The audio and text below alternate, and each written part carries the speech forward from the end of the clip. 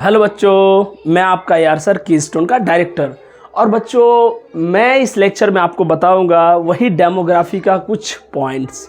सबसे पहले हम समझ रहे हैं बायोटिक पोटेंशियल, इसी को बोलते हैं बर्थ रेट, इसी को बोलते हैं फर्टिलिटी, इसी को बोलते हैं नेटिलिटी। क्या बोलते हैं बच्चों? नेटिलिटी। अब देखिए, जो बायोटिक पोटेंशियल है या बर्थ रेट या फर्टिलिटी या नेटिलिटी, ये है क्या?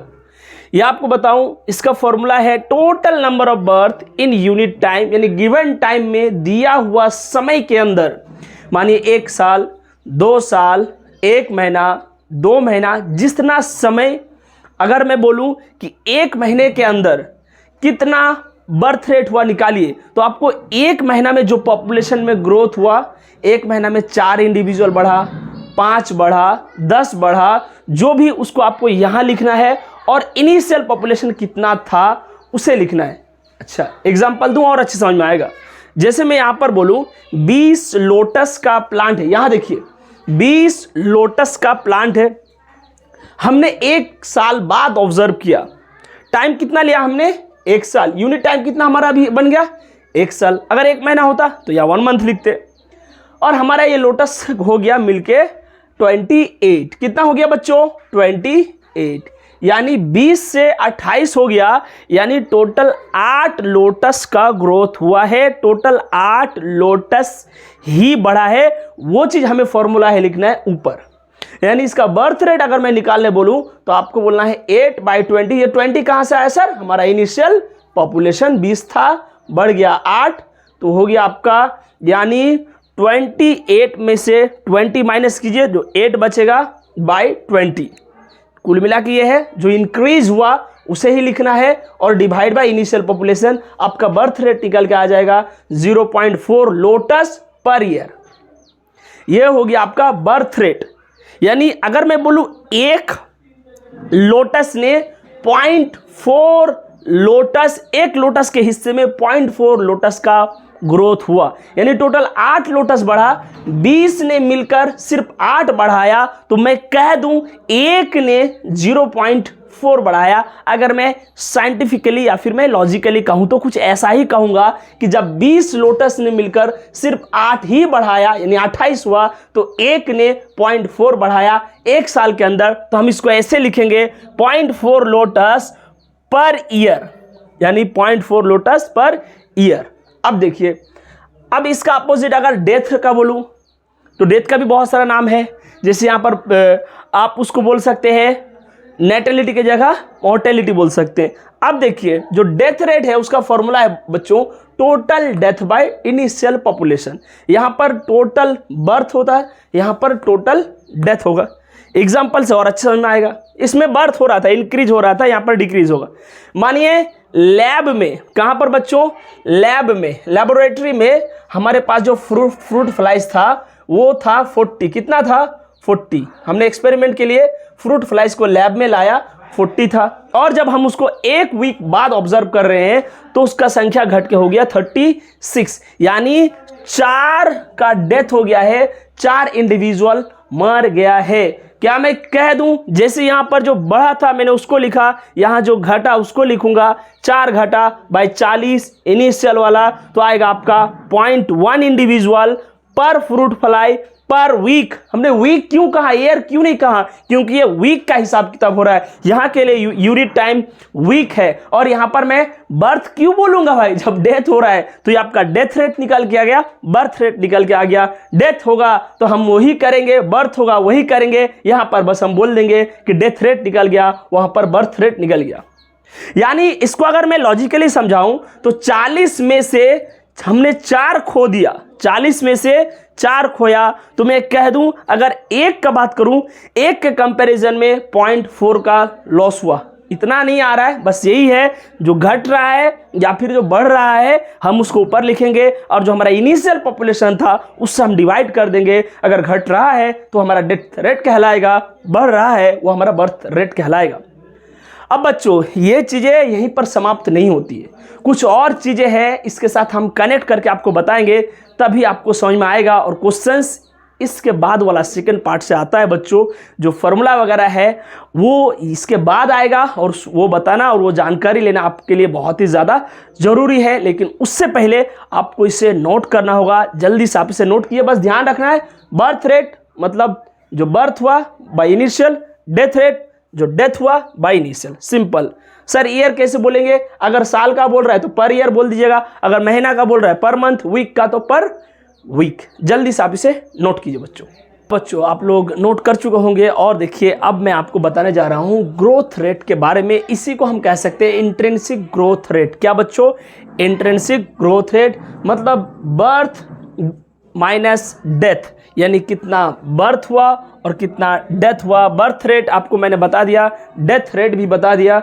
तो हम जो बर्थ है उसमें से डेथ को माइनस करने के बाद जो बचा उसको हम बोलेंगे इंट्रिंसिक ग्रोथ रेट। ये इंट्रिंसिक ग्रोथ रेट हमें बताता है कि किस हिसाब से पॉपुलेशन का ग्रोथ हो रहा है। बच्चों बहुत ज़्यादा सिर्फ पॉपुलेशन का बर्थ, बहुत ज़्यादा ऑर्गेनिज्म का बर्थ होना ही इस बात का गारंटी नहीं है कि पॉपुलेशन ग्रोथ होगा। हमें डेथ रेट को भी देखना होगा। अगर मानिए एक महीने में 20 इंडिविजुअल जन्म लेते हैं और अगर 21 इंडिविजुअल मर जाते हैं तो वहाँ का बर्थ रेट नेगेटिव आएगा, यानी वहाँ का पॉपुलेशन ग्रोथ नेगेटिव आएगा। वहाँ का जो ग्रोथ है वो बहुत ही मतलब है ही नहीं, मानिए एक प्रकार से नेगेटिवली ग्रोथ है। तो सिर्फ हमें बर्थ नहीं देखना है कि 1 लाख ऑर्गेनिज्म पैदा हो गया, 2 लाख ऑर्गेनिज्म पैदा हो गया। हमें यह भी देखना है कि कितना डेथ हो रहा है। तो डेथ और बर्थ, अगर हम बर्थ से डेथ को माइनस करने के बाद जो बच रहा है तब हम बोलेंगे ये रेट है। अगर वो ज़्यादा है एक्चुअली में तो फिर हम बोलेंगे कि ज़्यादा है। अगर ग्रोथ रेट तो हम उसको इससे भी रिप्रेजेंट कर सकते हैं, delta N by delta T. ये आपका रिप्रेजेंट करता है टोटल नंबर ऑफ, यानी B R minus D R, B minus D उस एवरेज टाइम में, टाइम ड्यूरेशन में। परसेंट ग्रोथ रेट कुछ नहीं है, अगर मैं इसको इनिशियल पॉपुलेशन से डिवाइड कर दूं, यही जो आपने लिखा ये आपका यही है। इसे हम कहते हैं delta N by delta T, यानी गिवन टाइम में कितना हुआ। और आपका एन नोट मतलब इनिशियल पॉपुलेशन से आप इसको डिवाइड करके 100 से मल्टीप्लीकेशन करने से आपका आ जाता है परसेंट ग्रोथ रेट। ये फॉर्मूला एज इट इज याद रखना है, ज़्यादा कुछ ध्यान नहीं रखना है। एग्जाम में फॉर्मूला ही आते हैं, आपके पास फिजिक्स जैसे न्यूमेरिकल्स नहीं आएंगे, बस यही आएंगे। अब देखिए पॉपुलेशन का साइज, अगर मैं पॉपुलेशन साइज और पॉपुलेशन डेंसिटी में आपको डिफरेंस बोलूं तो आपको ध्यान रखना है जो पॉपुलेशन साइज है वो सिर्फ और सिर्फ इंडिविजुअल्स के बारे में है। अगर मैं एरिया वाइज देखना शुरू कर दूं, यानी एरिया को भी बीच में लेके आ जाऊं कि कितना एरिया में कितना पॉपुलेशन, तो पॉपुलेशन डेंसिटी। लेकिन अगर मैं एरिया ना देखूं, सिर्फ पॉपुलेशन का ही बात करूं, सिर्फ इंडिविजुअल्स का ही बात करूं, तो आपका हो गया पॉपुलेशन साइज। अब देखिए किसी भी ऑर्गेनिज्म का जो पॉपुलेशन साइज है, चाहे बैक्टीरिया हो, चाहे फंगस हो, चाहे ह्यूमन ही क्यों ना हो, किसी भी स्पीसीज का जो पॉपुलेशन साइज है बच्चों वो निर्भर करता है 3 चीज के ऊपर। कितना चीज के ऊपर बच्चों?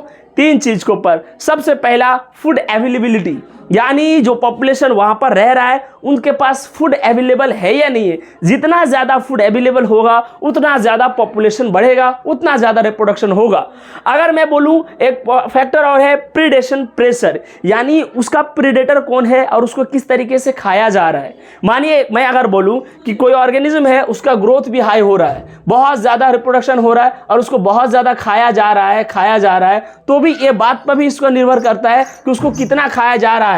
अगर ज़्यादा खाया जाएगा तो फिर बहुत ज़्यादा पॉपुलेशन ग्रोथ उसका नहीं होगा। तो फूड अवेलेबिलिटी, प्रीडेशन प्रेशर और एडवर्स वेदर। कई बार ऐसा भी होता है ना प्रीडेशन का चिंता है ना ही फूड का चिंता है, लेकिन अगर वेदर यानी कुछ नेचुरल ऐसा कुछ हो जाए जो वहाँ पर एडवर्स कंडीशन लेके आ जाए, यानी कुछ बुरा हो जाए उस चीज़ में, मानिए फ्लड आ गया या फिर कुछ कैटास्ट्रोफ हो गया, या फिर मानिए जो हम लोग नेचुरल सिलेक्शन में पढ़ते हैं कुछ डेंजरस चीज़ हो गया, मानिए वहाँ पर आप बोल सकते हैं अगर मेट्रॉइड्स गिर गया, तो ये सब जो चीज़ें होता है ये सब चीज़ को हम बोलते हैं एडवर्स वेदर। ये तीनों चीज़ फैक्टर है, ये तीनों चीज़ पर डिपेंड्स करता है पॉपुलेशन का साइज कि कितना पॉपुलेशन रहेगा। मानिए बहुत ज़्यादा पॉपुलेशन से सब कुछ हो रहा था, लेकिन एडवर्स वेदर कंडीशन हो गया जिसको वो बर्दाश्त नहीं कर पाया, तो पॉपुलेशन साइज एकदम से डाउन हो जाता है, एकदम से बहुत ज़्यादा डेथ हो जाता है।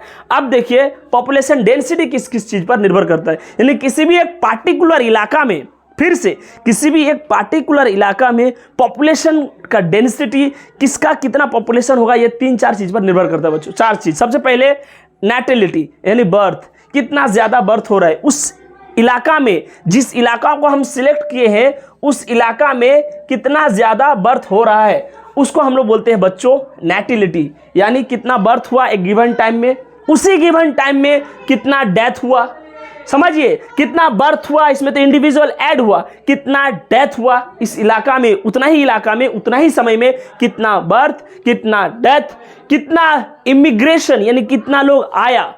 बाहर से भी कई बार पॉपुलेशन आता है, मानिए यहाँ के लोग जाते हैं केरला, मुंबई, कहीं भी जाते हैं तो वो उसका वहाँ का एरिया में ये ऐड हो गया, तो ये से हम बोलेंगे इमिग्रेशन। क्या बोलेंगे बच्चों?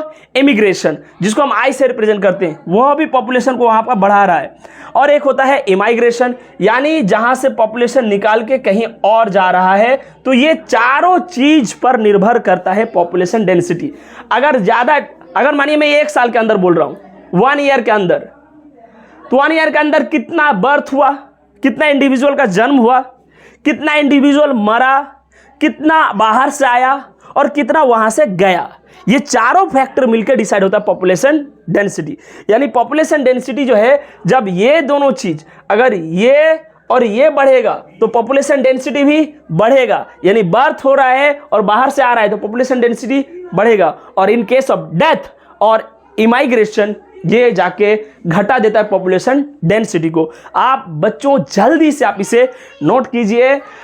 ग्रोथ इंट्रिंसिक फैक्टर रेट हो गया, पॉपुलेशन साइज हो गया और आपका हो गया पॉपुलेशन डेंसिटी। और अब जो हम लोग करने वाले हैं वो होगा एज सेक्स पिरामिड, यानी एज के साथ पिरामिड का कैसा पिरामिड बनता है वो हम लोग देखेंगे। लेकिन उससे पहले आप लोग जल्दी से इसे नोट कर लीजिए बच्चों, जल्दी से इसे नोट कीजिए। हाँ बच्चों, तो आप लोग नोट कर चुके होंगे। और देखिए एज पिरामिड के बारे में जानते हैं, और ये जानना बहुत ज़्यादा इंपॉर्टेंट है आपके लिए। देखिए लेस देन 15 ईयर्स, जिसका भी एज अगर 15 ईयर से कम है, 15 साल से कम है, हम उसे बोलेंगे प्री रिप्रोडक्टिव फेज में। किसमें बच्चों? Pre reproductive. अगर 15 से 44 तक, इसे हम बोलेंगे रिप्रोडक्टिव, मतलब ये लोग रिप्रोडक्शन कर सकते हैं, ये लोग बच्चा जन्म दे सकते हैं। अगर किसी देश में रिप्रोडक्टिव का संख्या ज्यादा है, यंग पॉपुलेशन का संख्या ज्यादा है, मतलब वो देश का फ्यूचर जो है वो डेवलपिंग है इन केस ऑफ पॉपुलेशन के हिसाब से वो देश और आगे जाएगा। अगर मोर देन 45 ईयर से, हम इसे बोलेंगे पोस्ट रिप्रोडक्टिव। क्या बोलेंगे? Post reproductive. चाहे पोस्ट हो चाहे प्री हो, इसका अभी फिलहाल पॉपुलेशन में योगदान नहीं है, क्योंकि ये लोग भी 15 साल से कम है, ये भी अभी रिप्रोडक्शन नहीं कर सकते हैं, यानी पॉपुलेशन ग्रोथ में हेल्प नहीं कर सकते हैं, ना ही ये कर सकते हैं, सिर्फ ये कर सकते हैं पॉपुलेशन ग्रोथ में हेल्प। इस हिसाब से टोटल 3 प्रकार का जो है पिरामिड बनता है बच्चों। पहला पिरामिड ग्रोइंग या फिर डेवलपिंग बोलिए, दूसरा स्टेबल और तीसरा हो गया डिक्लाइनिंग। अगर मैं ग्रोइंग पिरामिड की बात करूं तो यहां पर देखिए जो प्री रिप्रोडक्टिव है, यानी जो 15 साल से कम वाला है वो लोग ज्यादा है, जो रिप्रोडक्शन कर सकते हैं वो लोग थोड़ा कम है, और जो बूढ़ा है यानी 45 साल से जिसका एज ज्यादा है वो लोग बहुत कम है। देखिए ये ग्रोइंग दिख रहा है, कैसा दिख रहा है बच्चों? ग्रोइंग। यानी अगर किसी देश का पॉपुलेशन ऐसा है, अगर किसी देश का पॉपुलेशन ऐसा है जहां पर सबसे कम है पोस्ट रिप्रोडक्टिव, यानी जहां पर एजेड लोगों का संख्या सबसे कम है, उससे ज्यादा है रिप्रोडक्शन करने वाले लोग, और सबसे ज्यादा है प्री रिप्रोडक्शन करने वाले लोग, तो वो देश का पॉपुलेशन हमेशा ग्रोथ होगा।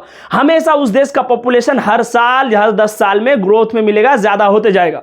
क्योंकि यहां पर जो प्री है ये धीरे धीरे इसमें होगा, ये इसमें होगा, और इसका लास्ट में डेथ हो जाएगा। तो बच्चों यहां पर जो ग्रोइंग है ये हमारा इंडिया का ही एग्जांपल है, इसे आप मान सकते हैं। कुछ इंडिया का जो अगर मैं बोलूं पिरामिड, एज पिरामिड कैसा बनेगा, तो कुछ ऐसा बनेगा जिसे हम एक्सपांडिंग या फिर डेवलपिंग कह सकते हैं।